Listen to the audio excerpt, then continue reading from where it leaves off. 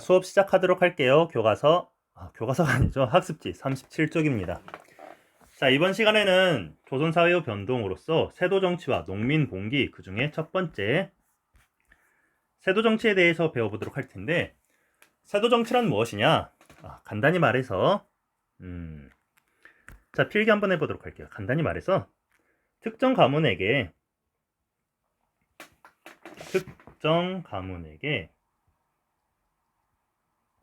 권력이 독점됨으로써 이 집단에 의해서 국가가 운영되던 정치 현상을 말합니다. 이것이 얼마나 갔느냐? 60년 동안 갔다라고 해요. 언제? 정조 이후 순조, 헌종, 철종 때. 왜 그랬냐?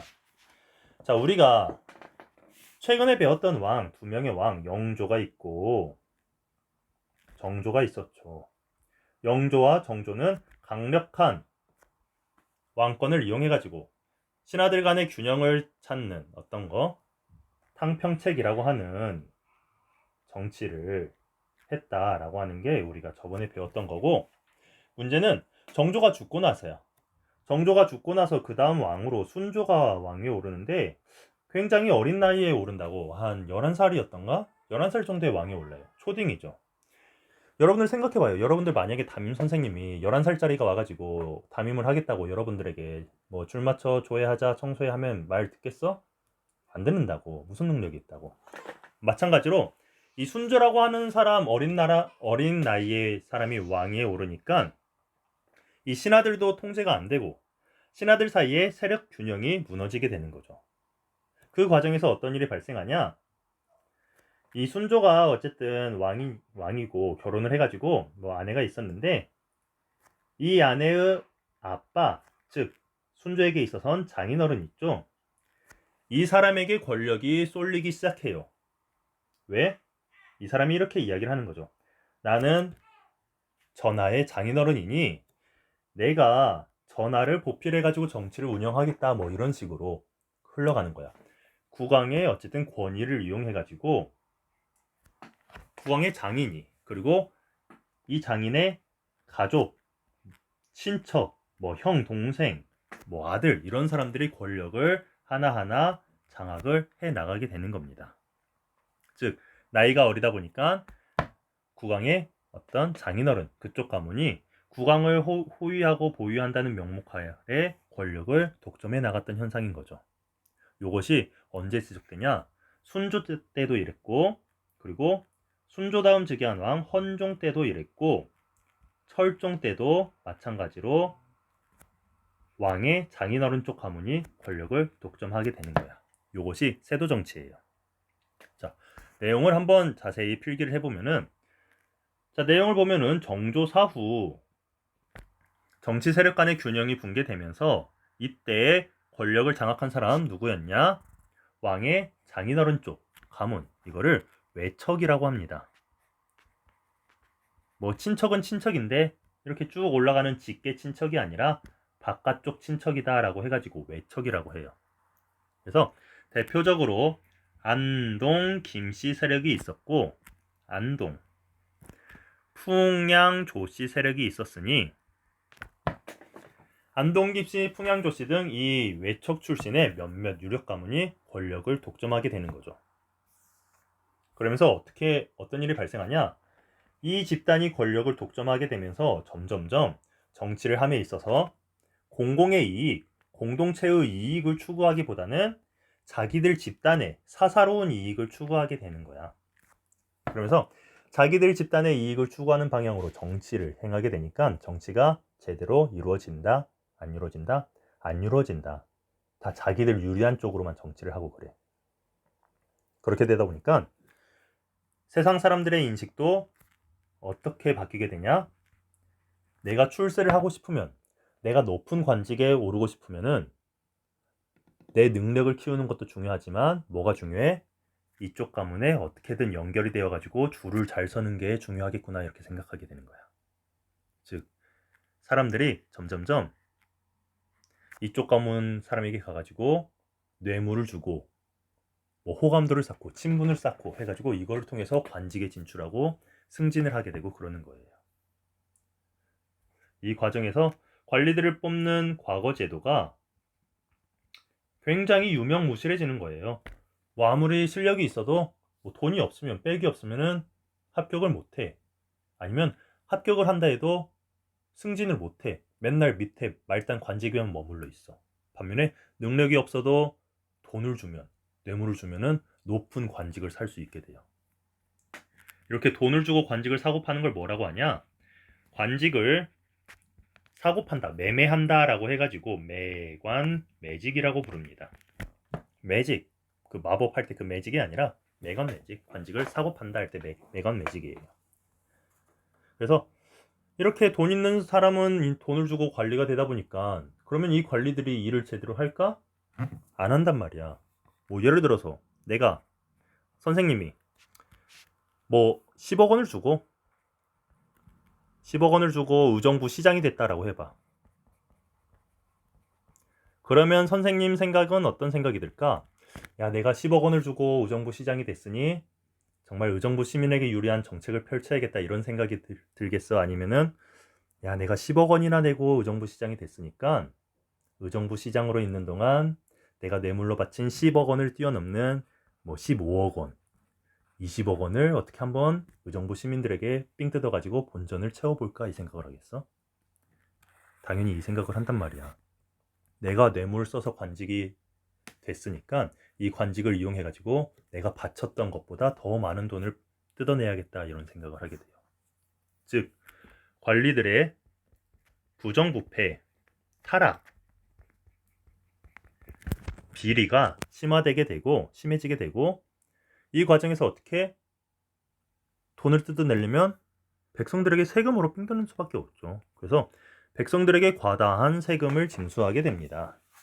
그래서 백성들의 삶은 더욱더 힘들어지게 됐으니 자, 요 시기 백성들이 냈던 세금 크게 대표적으로 세 가지가 있습니다. 그래서 이 세 가지 세금을 삼정이라고 하고 이 삼정이라고 하는 세금 시스템이 요 시기 완전히 무너지게 되었다. 제대로 안 돌아가게 되었다. 삼정이 문란하게 되었다. 이렇게 이야기를 하는 거죠.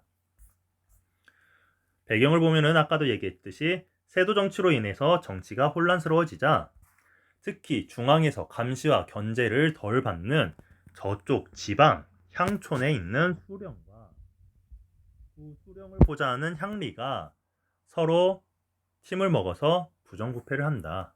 부당한 수탈을 하고 정해진 액수보다 많은 세금을 징수하게 되는 거죠. 대표적으로 어떻게 있냐?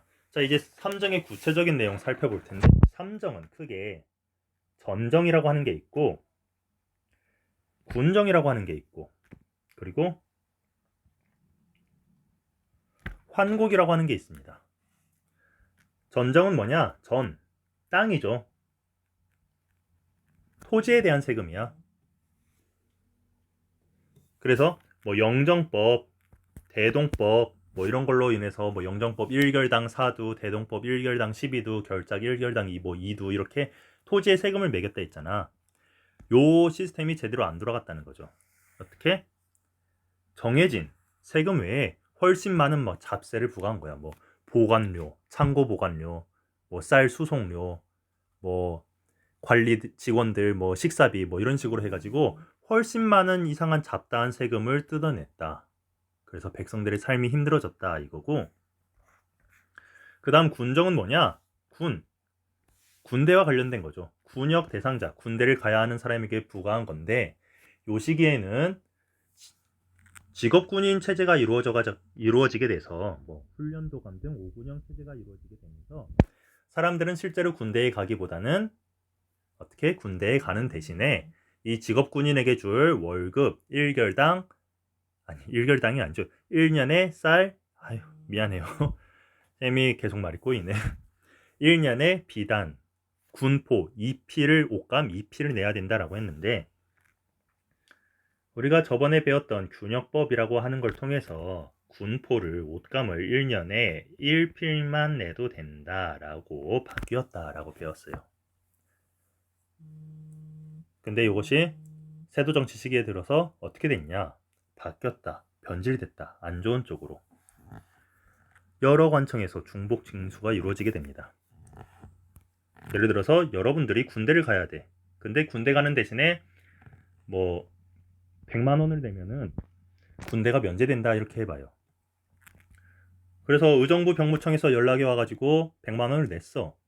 근데 갑자기 교육청에서 연락이 와. 야, 너는 학생이니까 교육청에다가 돈 내야 돼. 그래서 교육청에 100만 원을 냈어. 그랬더니 이번엔 국방부에서 연락이 와. 아니, 군대 관련한 건 역시 국방부에게 문의를 해야죠. 국방부에서 또 100만 원 띄어가. 또 이번엔 어디 뭐 의정부 시청에서 연락이 와. 아니, 의정부 시민 아닌가요? 의정부 시청에 내야죠. 또 100만 원 띄어가. 이렇게. 원래는 1년에 한 필만 내면 되는데 이거를 여러 관청에서 중복해서 징수하는 거야. 굉장히 불합리한 거죠. 그리고 이거를 견디다 못해서 도망가 버렸어. 내가 막 난 도망갈란다, 산속에 들어가서 살란다 라고 해가지고 도망가면 어떻게 되냐? 내가 내야 될 세금이 다른 사람에게 그대로 전달돼. 이웃에게 전달돼. 야, 네 이웃 도망갔더라. 네 이웃이 내야 될 세금 네가 내. 이렇게. 그래서 한 사람이 여러 사람의 군포를 부담하기도 하고, 심지어 누구에게도 군포를 걷냐? 죽은 사람. 저희 할아버지 돌아가셨는데요 하니까 상관없어, 세금 내. 이러고. 또 누구? 갓난애기. 애기가 태어났어. 응애 하면은 축하해요, 군대 가야죠, 돈 내야죠, 이렇게 하는 거야. 그래서 죽은 사람이나 갓난애기에게도 세금을 부과하게 되고, 뭐 도망가 버린 이웃에게도 군포를 부담하게 되면서 농민들의 부담이 굉장히 심해지게 되었다, 이렇게 이해하면 되는 거야. 자, 그 다음 또 어떤 게 있냐? 환곡이라고 하는 게 있습니다. 환곡은 원래는 이제 좋은 시스템인데, 뭐냐면은 이 농민들이 이제 쌀을 수확하고 나서 그거를 이제 다 먹어갈 때쯤에 이제 곡식이 다 떨어지는 게 한 봄쯤 떨어진단 말이야. 그러면은 이 농민들이 이제 봄에 먹을 게 없어가지고 빌빌거리고 굶고 있으면은 원래는 이때 관청에서 곡식을 빌려줘. 야, 너 이러다 굶어 죽겠잖아. 곡식 빌려줄게. 빌려줬다가 나중에 수확을 하는 가을에 이자 쳐가지고 돌려줘. 이런 거야. 원래는 농민들을 도와주는 제도였다고. 먹을 거 없을 때 곡식 빌려주고 나중에 그냥 이자 살짝 해가지고 갚도록 하는 제도였는데, 요 시기 오면서 엄청나게 변질돼. 일단 고리대라고 합니다. 높은 이자로 운영이 돼가지고 뭐 50%, 100%, 이자가 100%야, 다음에 2배로 내, 뭐 이런 식으로 운영이 되기도 하고, 또 수령이랑 향리가 얘네들이 이제 서로 짜고 쳐가지고 온갖 부정한 방법으로, 잘못된 방법으로 농민들에게 쌀을 삥 뜯어가는 거죠.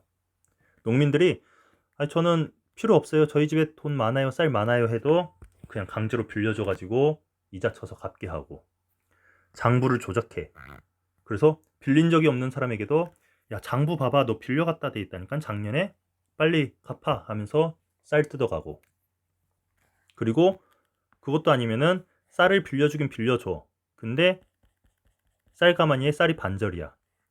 나머지는 돌덩이야, 자갈, 흙 이런 걸 섞어서 빌려줬다가 나중에 갚으라고 할 때는 온전히 쌀로만 채워가지고 갚도록 하게 하고, 굉장히 다양한 방식으로 농민들로부터 삥을 뜯어갔다고. 그래서 굉장히 농민들의 삶이 힘들어졌습니다. 전정, 군정, 환곡 이렇게 세 가지 삼정이 문란하게 됨으로써.